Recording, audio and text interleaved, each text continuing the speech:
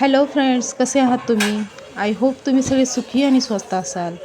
तर फ्रेंड्स, कालचा ब्लॉग जिथे थांबला होता, हा ब्लॉग त्याच्या पुढूनच शूट केलेला आहे. तर कालच्या ब्लॉगमध्ये तुम्ही पाहिलं होतं की साहेबांना मी चना मसाला वगैरे बनवून दिला होता आणि ते बसलेत बाहेर खात आणि तोपर्यंत आता इथे मी स्वयंपाकाची तयारी करत आहे. तर स्वयंपाकाला ना आज मी वांग्याची भाजी बनवणार आहे. फक्त वांगा आणि बटाटा वगैरे त्यामध्ये मिक्स नाही करणार, कारण की साहेबांना बटाटा खाण्यासाठी मनाई केलेली आहे डॉक्टरांनी. त्यामुळं फक्त वांगं असणार आहे भाजीमध्ये. तर आता इथे टमाटा, कोथिंबीर, कांदा हे ते सगळं कापून ठेवलेलं आहे मी. बाकीची सगळी तयारी केलेली आहे. फक्त वांगे कापून घ्यायचे होते, ते कापून घेतले. त्यानंतर आता पटकन याला फोडणी देते.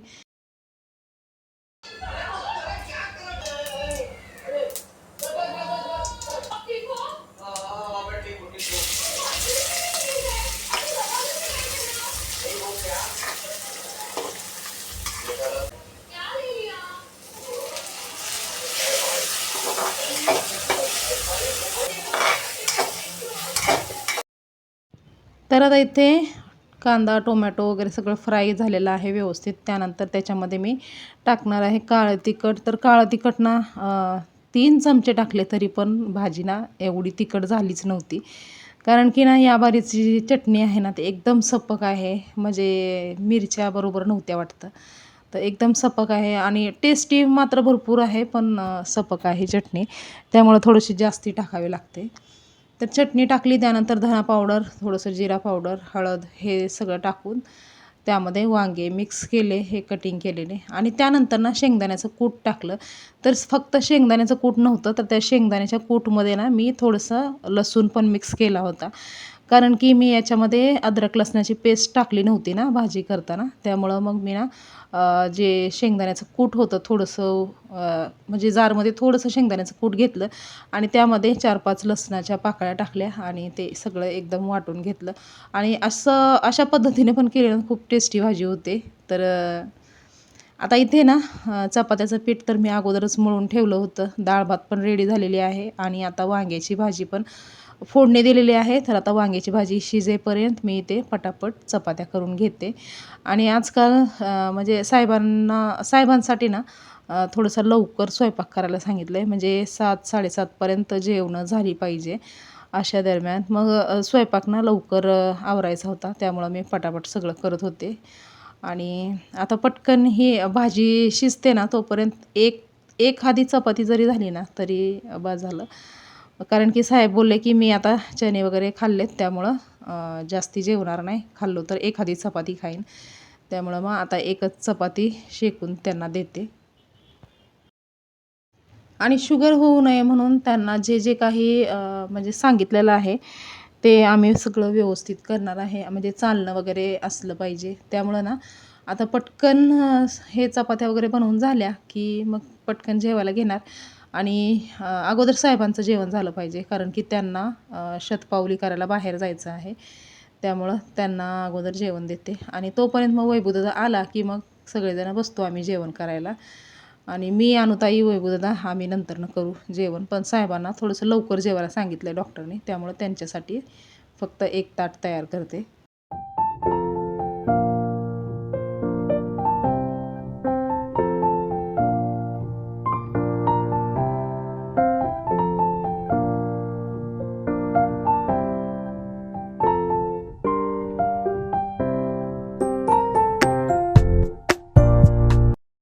तर फ्रेंड्स, इथे साहेबांचं चाललेलं आहे जेवण आणि तोपर्यंत वैभवदादा पण आला होता क्लासवरून त्याच्या.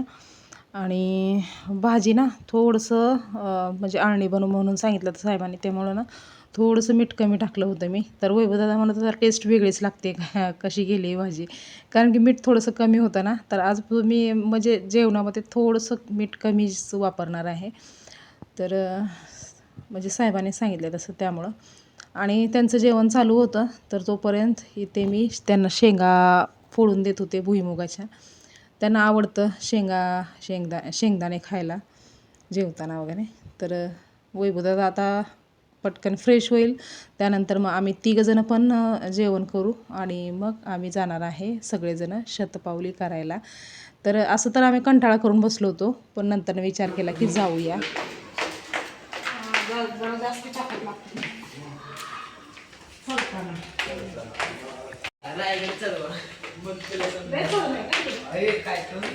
ए मला चालायला आवडते.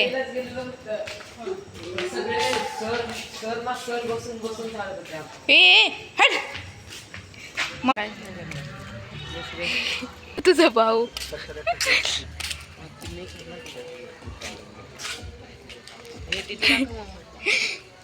अच्छा. समोर बघून म्हणलं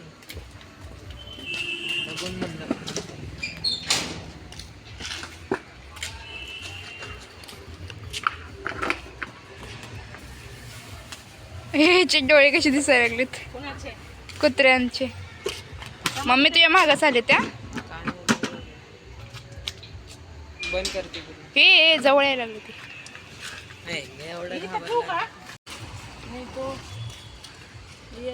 गाडी आहे.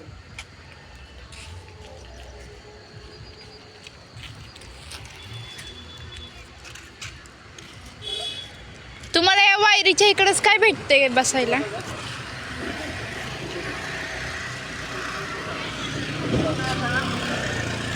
वैभव चावी आहे ना?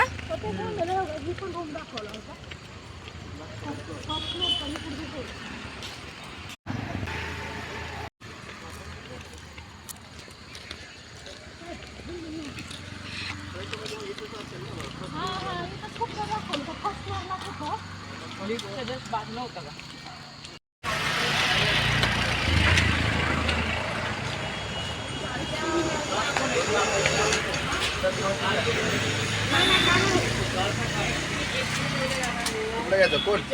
मला कोण नको. मला पण कोण मला नको.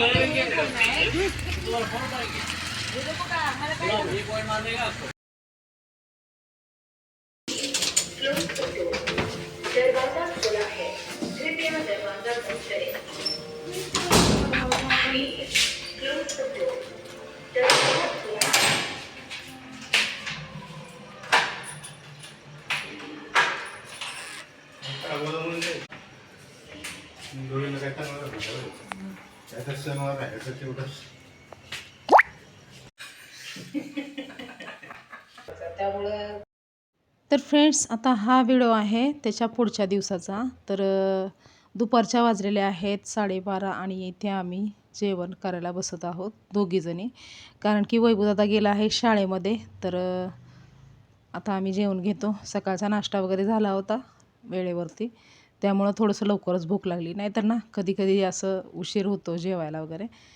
आणि आज ना मी काही जास्त शूटिंग वगैरे करणार नव्हती, कारण की ना म्हणजे बॉडी पेन होत होतं. आणि मला वाटतं ना शरीरामध्ये रक्त कमी आहे, त्यामुळंच मला वाटतं सारखे सारखे हे बॉडी पेन वगैरे होतं आहे काय माहिती. तर त्यामुळं ना व्हिडिओ वगैरे बनवण्याचा मूडच नव्हता माझा. तर मी सकाळी काहीच व्हिडिओ वगैरे बनवला नव्हता. तर आता डायरेक्टली दुपारी म्हणलं थोडं का होईना करावा म्हणून करते आता. तर अनुष्का पण आली आहे हात धुवून आणि पटकन आता आम्ही जेवण करायला घेतो.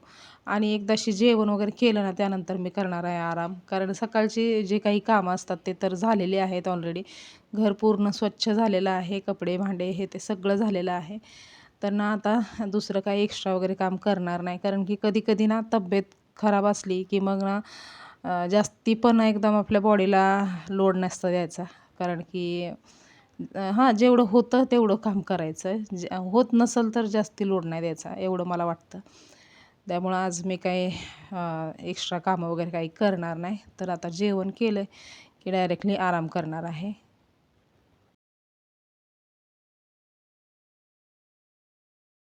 आणि आता इथे जेवण वगैरे झालेलं आहे. आणि जेवण झालं की अनुताईच सगळं पसारा वगैरे उचलत असते. मला तर जेवण केलं ना तर मग उठूच वाटत नाही, एका जाग्यात बसलेलं उठूच वाटत नाही. तर ती म्हणजे पसारा वगैरे उचलायचं, झाडू मारायचं हे सगळं काम ती करत असते. बाकी बसून जे काही करायचं असतं ते फक्त मी करून देते. तिला पसारा सगळा गोळा करून दिला, तिने मध्ये नेऊन ठेवला. आणि त्यानंतर आता जिथं जेवलो होतो तिथं फक्त डस्टरने पुसून घेतलं. तर आता ती झाडू वगैरे मारल आणि त्यानंतर मग ना थोडा वेळ मी असं आराम करेन.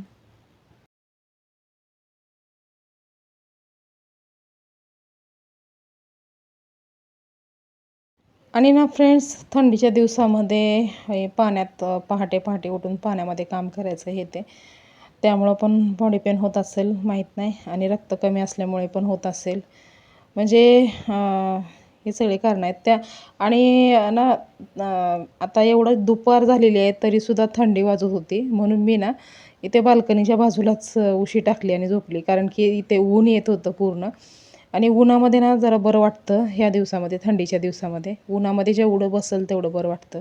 तर भर दुपारचं टाईम आहे आणि कडाक्याचं ऊन आहे, तरीसुद्धा ना ते ऊन एवढं पोळत नव्हतं. आणि त्यामुळं मग मी ना ऊन जिथं आहे तिथंच झोपली होती. आणि ना फॅन चालू करायचं तर हिंमतच होत नव्हती. कितीही पूर्ण दिवस जरी गेला ना तरी पण आम्ही फॅन नाही चालू करत, कारण एवढी थंडी आहे ना इकडे. तर म्हणजे रात्रभर दिवसभर आमचा फॅन बंदच आहे. फक्त साहेबांसाठी तो टेबल फॅन चालू असतो. बाकी आम्हा तिघांना तर फॅन जमतच नाही, एवढी थंडी आहे इथे. तर दुपारी थोडा वेळ आराम केला आणि त्यानंतर आता वेळ झालेली आहे संध्याकाळची. तर 5 वाजलेले आहेत आणि वैभवदादा घरी आलेला आहे. पण ना बॉडी पेन होत होतं, त्यामुळं मी काहीच डाळ भात वगैरे काही बनवलं नव्हतं त्याला. तर आता मी त्याच्यासाठी ना गरम गरम पोहे बनवते. तर त्याला ना भाजी चपाती वगैरे खा म्हणलं ना तर तो बोलतो की दुपारी पण खाल्लं, सकाळी पण खाल्लं तेच, आणि संध्याकाळी पण तेच म्हणल्यावर नाही आवडत त्याला. त्यामुळं त्याला गरम गरम डाळ भात दिलं ना संध्याकाळच्या टायमाला तर तो आवडीने खातो. पण आज ना थोडीशी तब्येत खराब होती, त्यामुळे डाळ भात वगैरे नव्हतं बनवलं. तर मी आता पटकन त्याच्यासाठी पोहे बनवून घेते, जे त्याला आवडतात. म्हणजे मिरच्या न टाकता लाल चटणी टाकून पोहे बनवलेले त्याला आवडतात. तर तसे पोहे मी बनवून घेणार आहे इथं. सगळ्यांनाच रूल ते रूल. खा पटापट पटापट खा, चला उशीर होत आहे, क्लासला जायचं आहे. तर फ्रेंड्स, स्वयंपाकामध्ये ना थोडं थोडं कमी मीठ वापरायचं असं सांगितलं आहे साहेबांनी. त्यामुळं ना मी आम्हाला म्हणजे जे त्यांच्यासाठी जे असतात तेच आमच्यासाठी पण बनवते मी. म्हणजे त्यांना सांगितलं गरम पाणी प्यायला, तर मी पण गरम पाणी प्यायला चालू केले. मुलांना पण गरम पाणी देते. आणि आता मीठ पण थोडंसं कमी करा म्हणून सांगितलं जेवणामध्ये त्यांना. तर मग जेवणामध्ये म्हणलं तर मी सगळ्याच पदार्थामध्ये मीठ कमी केलं. तर फ्रेंड्स, आता वैभवदाने नाश्ता केला, तो गेला त्याच्या ट्युशनला, आणि मी इथे किचनच्या बाल्कनीमध्ये उभी होती.